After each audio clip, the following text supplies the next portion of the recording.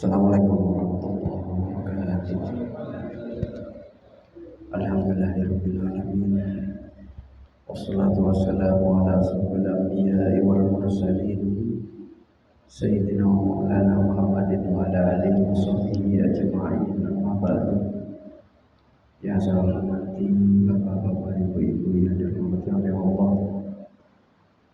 Pertama-tama marilah kita mengucapkan puji syukur kita kepada Allah Subhanahu wa taala yang masih mengumpulkan kita di majelis zikir dan majelis ilmu ini.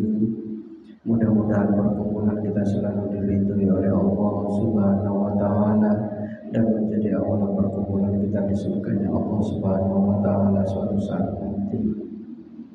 Kedua kalinya salawat dan salam semoga tetap tercurahkan pada junjungan kita Nabi Muhammad SAW yang kita harapkan syafaat-syafaatnya. Semoga kita semua yang berada di sini mendapatkan syafaatnya baginda Nabi Muhammad SAW, baik dalam kehidupan di dunia ini, lebih-lebih di kehidupan akhirat nanti. Amin amin ya rabbal alamin. Sebelum kita membaca hikmah yang nomor 73, marilah kita kirimkan surah Al-Fatihah kepada mu'allif al-kitab Ibnu Athaillah Sakandari. Mudah-mudahan ilmu yang ditulis dalam kitab hikamnya menjadikan wasilah bagi kita untuk selalu mendekatkan diri kepada Allah Subhanahu wa taala. Ala dini wa ala kulli niyatin shalihah. Al-Fatihah. Ya.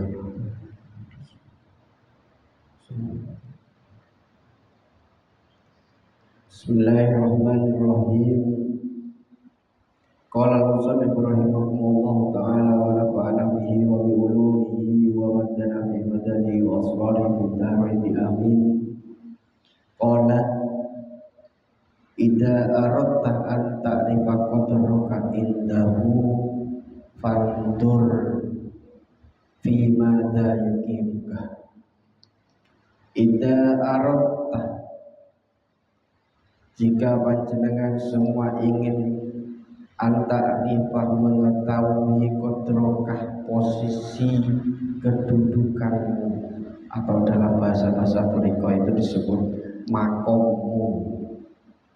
Indahu, di sisi Allah, tempatmu di sisi Allah itu. Kalau jenengan ingin tahu bagaimana caranya, fandur, maka lihatlah fi madza yukimuka, lihatlah dalam keadaan apa Allah menempatkanmu. Maksudnya bagaimana?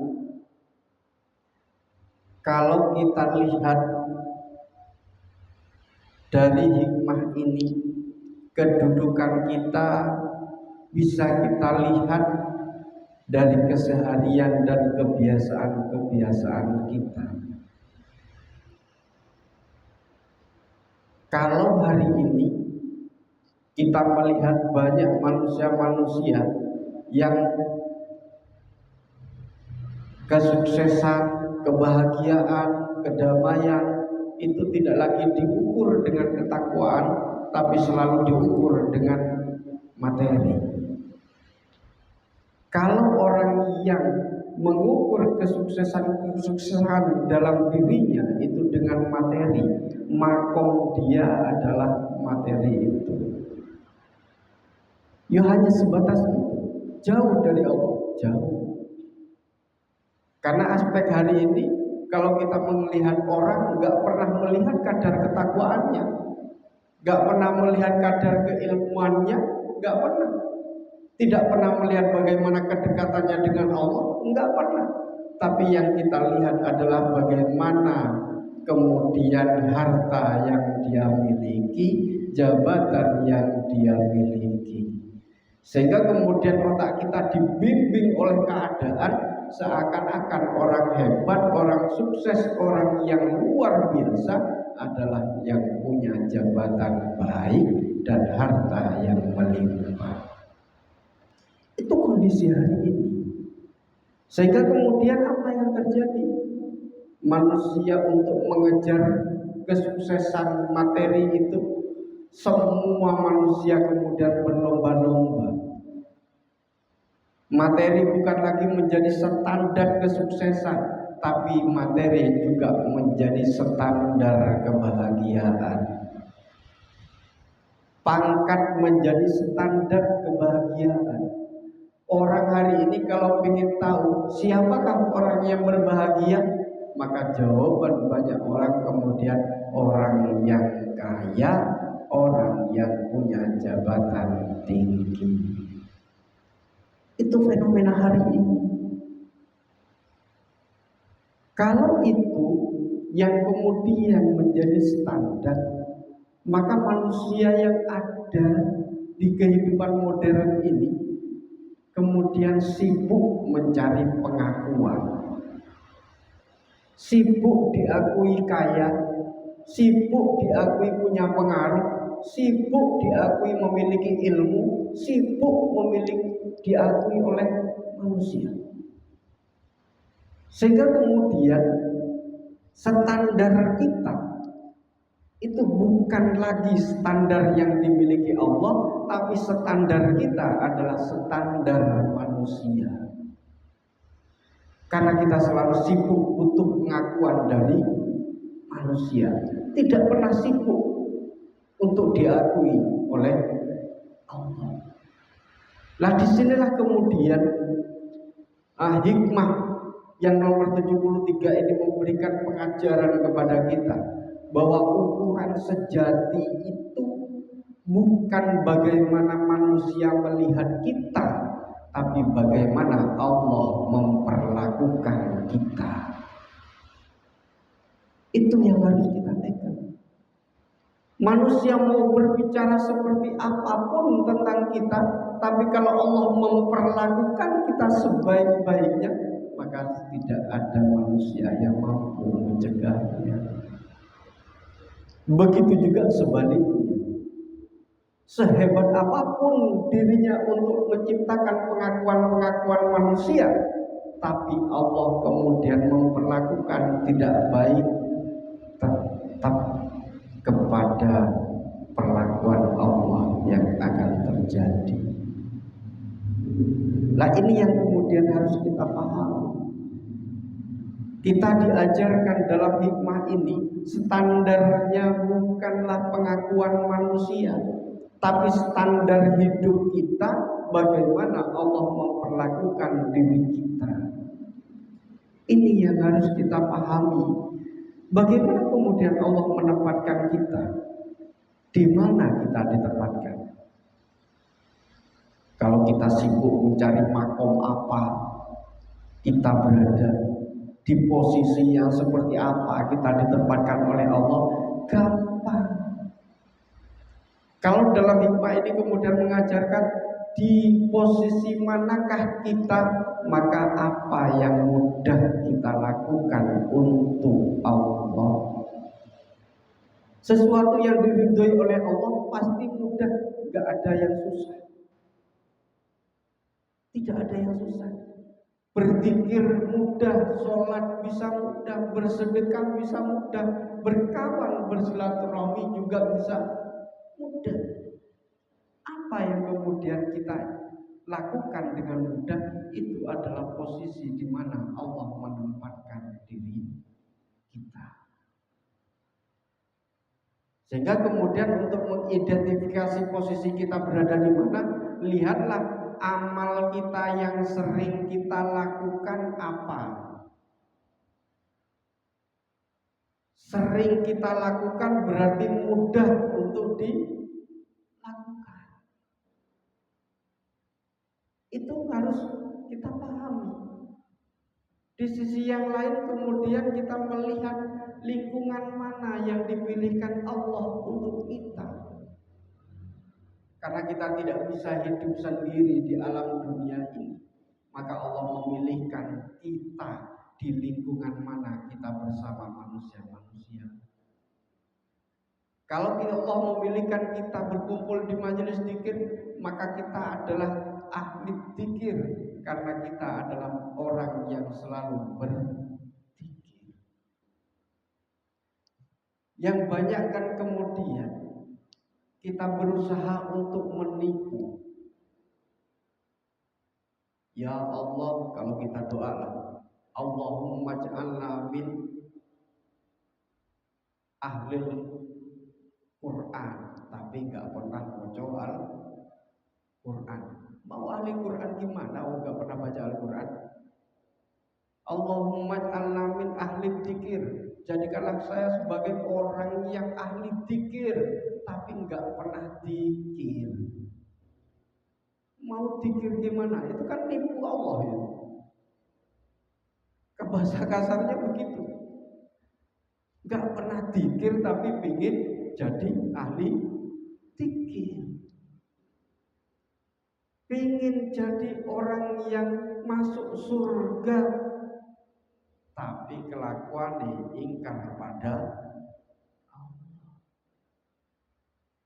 Dari mana kemudian kita menjadi manusia yang ahli dzikir kalau nggak pernah dzikir, ahli sholat tapi nggak pernah sholat, ahli baca Al-Quran, baca Al-Qurannya 1 tahun sekali kalau Ramadan. Mau jadi ahli Al-Quran gimana? Nah ini yang kemudian diingatkan dalam hikmah ini. Kalau Quran sampai mau sampai ingin tahu posisi mana di sisi Allah, maka amal yang selalu kita lakukan dan gampang kita lakukan itulah yang posisi kita. Kalau kita bertemu dengan dan selalu berkumpul dengan orang-orang soleh, Allah meletakkan dan memperlakukan kita berada di tempat orang yang soleh. Sebaliknya, manusia yang ditempatkan di tempat yang tidak baik itu juga bagian dari mereka. Nah ini yang harus kita pahami.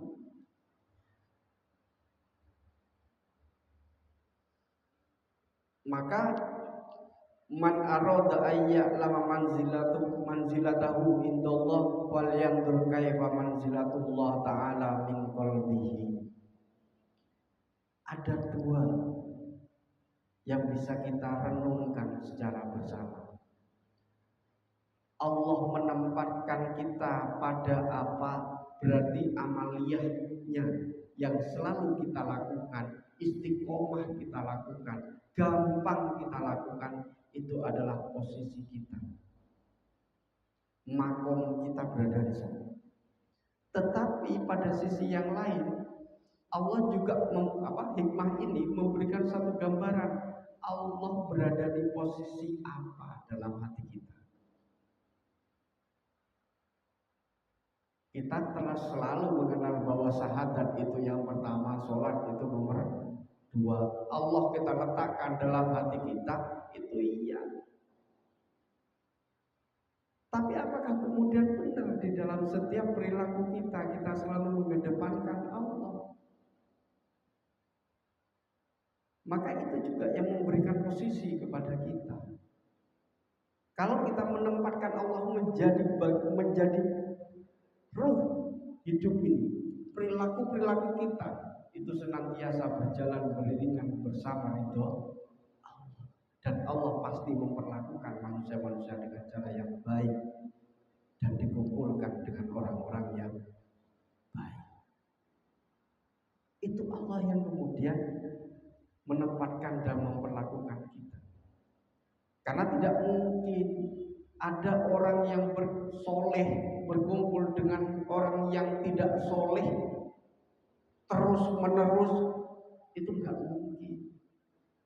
Kalau kebetulan dalam satu waktu 2 kali 3 kali mungkin iya, karena itu berusaha untuk mencari mengajak untuk menjadi manusia yang soleh.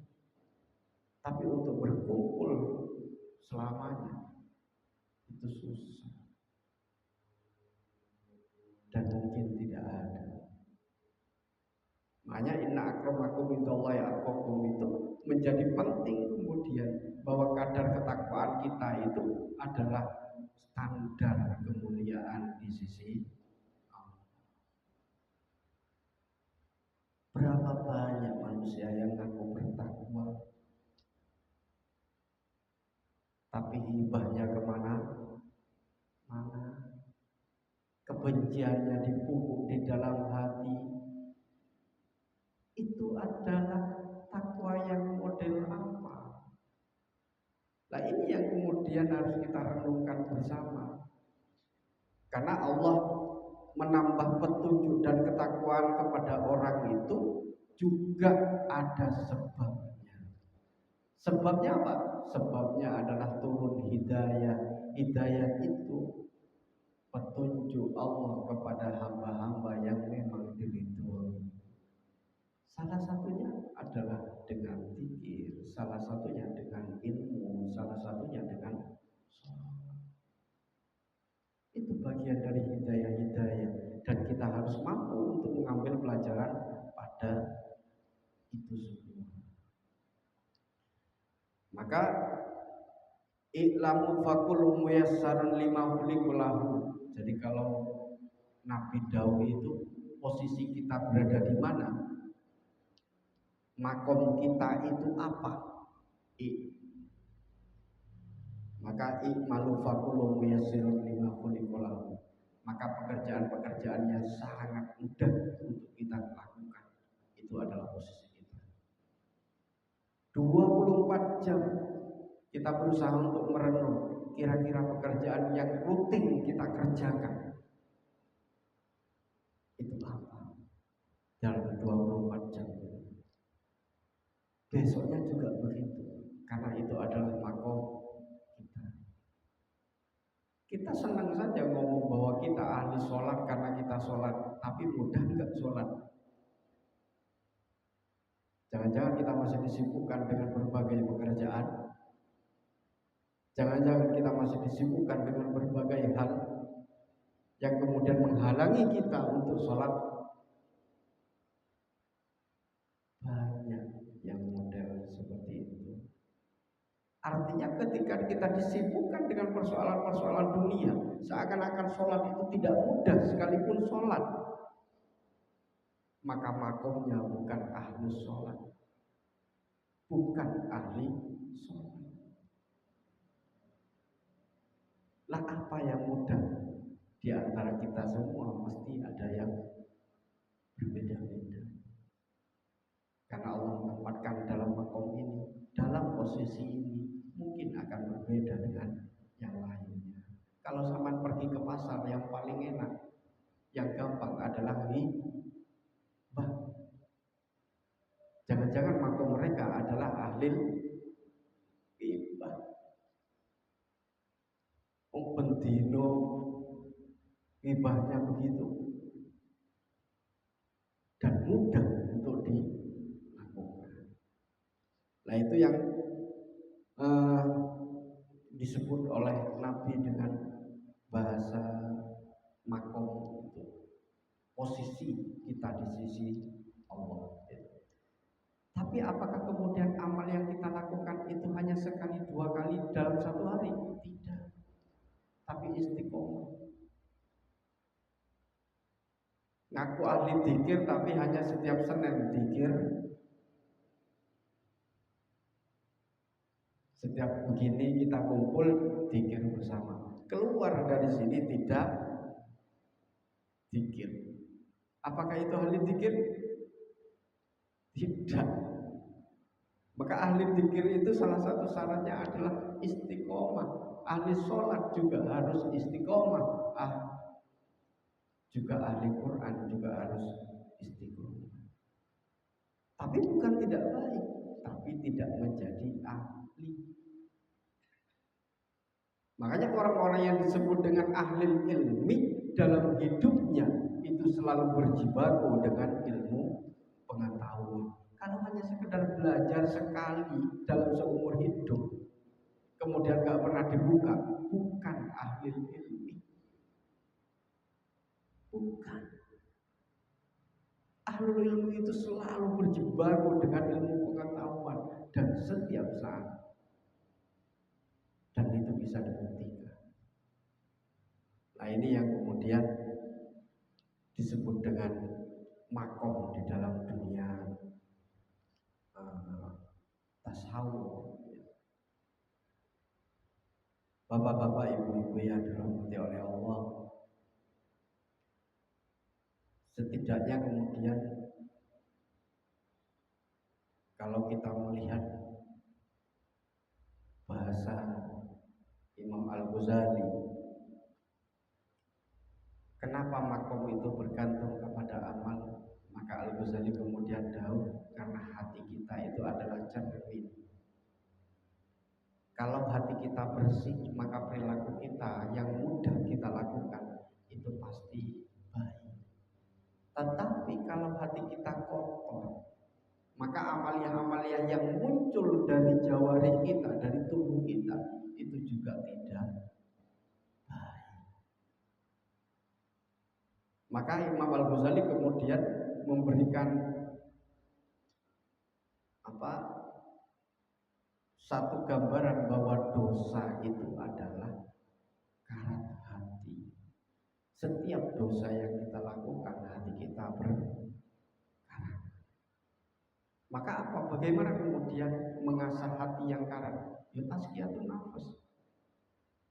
Membersihkan hati kita, membersihkan jiwa kita, membersihkan diri kita. Caranya gimana? Bidik, dengan tinggi. Makanya seperti tadi diajarkan dalam bentuk zikir itu, dalam bentuk menghilangkan berbagai dosa yang dimulai dari nafsu yang ada dalam diri manusia. Makanya betul-betul harus diresapi.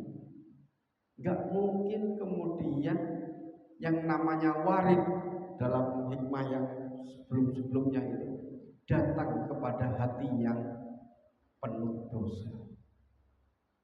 Gak mungkin warid itu datang kepada hati yang kotor. Warid itu pasti datang kepada hati yang bersih, karena warid dalam bentuk nur, cahaya itu. Gak tahu kalau warid-waridan, ya banyak, mungkin datang. Nah itu yang didahulukan oleh Imam Al-Ghazali. Sehingga kemudian kalau kita lihat dari, saya ambil dua tokoh saja. Kalau bahasa Imam Abul Hasan Asadili kemudian tahu, hati itu adalah cermin yang kemudian mendorong tubuh kita melakukan kebaikan-kebaikan. Jadi amaliyah itu bukanlah diri kita yang menentukan, tapi amaliyah itu yang menentukan adalah kebersihan dan kotornya hati. Sehingga kemudian semua para muhakikin dan orang-orang tasawufin itu adalah orang-orang yang fokus membersihkan hatinya. Kalau hatinya baik, maka kemudian amal-amal kita itu akan menjadi baik. Kenapa begitu? Karena bagi Abil Hasan Sadili itu orang beramal baik itu bukan gara-gara kita, tapi itu gara-gara karunia Allah. Yang menggerakkan kita adalah Allah. Kebaikan-kebaikan yang kita lakukan yang menggerakkan bukan diri kita, tapi Allah. Makanya sehebat apapun kita menjadi ahli zikir, sehebat apapun kita menjadi ahli sholat, enggak bisa kita mengaku bahwa kita orang paling hebat, karena itu semua karunia dari Allah. Nah ini yang dikatakan oleh Abil Hasan Sadili. Sehingga kemudian ibadah apapun, kebaikan-kebaikan apapun yang dilakukan oleh manusia, jangan pernah merasa bangga. Kok bangga dengan dirinya? Padahal kebaikan-kebaikannya tidak lahir dari dirinya, tapi selalu lahir dari karunia Allah. Bapak-bapak, ibu-ibu yang dirahmati oleh Allah, terakhir apa yang bisa kita ambil dari hikmah yang nomor 73 ini? Lakukanlah perbuatan-perbuatan yang baik, yang sangat mudah dan istiqomahkan. Istiqomahkan sekalipun itu kecil. Makanya orang-orang dulu itu nggak perlu banyak-banyak ilmu, cukup sulam safinah, tapi betul-betul diamalkan dan kemudian diajarkan dan diistiqomahkan. Cukup sulam safinah. Yang kedua adalah carilah lingkungan yang menuntun kita kepada Allah. Karena banyak variasi manusia. Ada manusia yang berpura-pura, ada orang yang tidak baik, ada yang memang lingkungan yang baik. Carilah lingkungan yang baik agar kemudian kita bersama-sama untuk selalu berdekat kepada Allah. Apakah tidak boleh berkumpul dengan orang yang tidak baik? Boleh, asalkan niat untuk mengajak kepada kebaikan. Bukan katut tidak baik. Nah, ini yang harus kita pahami. Karena bagaimanapun juga kita punya kesadaran penuh bahwa hidup itu adalah kesempatan kita untuk ibadah. Kita nggak mungkin hidup selamanya. Kalau kemudian setiap hari kita memupuk kebencian, setiap hari kita memupuk kesombongan, setiap hari kita memupuk ingkar kepada Allah, terus apa yang akan dibawa kepada Allah? Nah, ini yang harus dipahami.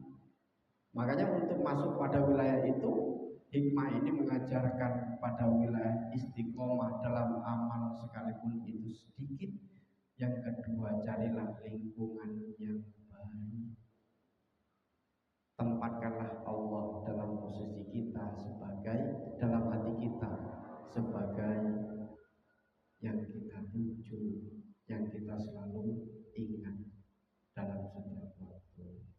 Bapak-bapak, ibu-ibu yang dirahmati oleh Allah, mudah-mudahan kita semua selalu bisa istiqomah di dalam fikir, dalam amal soleh, dan diridhoi oleh Allah Subhanahu wa Ta'ala, sehingga kemudian Allah menempatkan diri kita di tempat yang terbaik di sisinya, di makom yang terbaik di sisinya. Amin amin ya rabbal alamin. Saya akhiri, Allahumma fiqh ila aqwamit thoriq. Wassalamualaikum warahmatullahi wabarakatuh.